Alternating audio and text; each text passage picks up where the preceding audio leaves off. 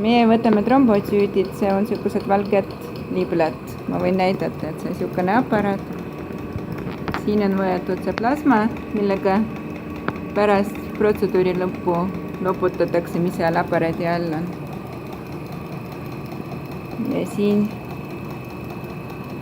me võtame selles nõelas veri.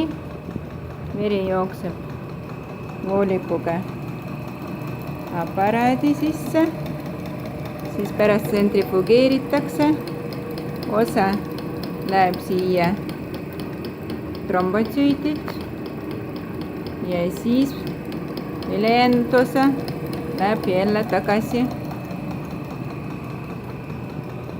siia tagasi veeni sisse ja nii see terve tund aega toimubki.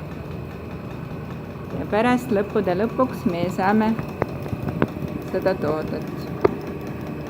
Trombotsüüdid nimed. Aga milleks see vajalik? See on väga vaja selleks, et kellel on näiteks siirdatud organ, et siis need trombotsüüdid vaja kõigepealt, et veri hüübiks hästi ja teiseks on, kellel on siirdatud organ, on immuunsus hästi langenud, et siis ühest doonorist trombotsüüdid vaja. Ja teiseks on, kellel verevähk, kellel on see veri hüübi ka hästi, siis on need trombotsüüdid ka väga tähtsad. Vot see on niisugune aparaat. Kogu protsess on täna, minul on siin vähemalt siis märgitud 44 minutit.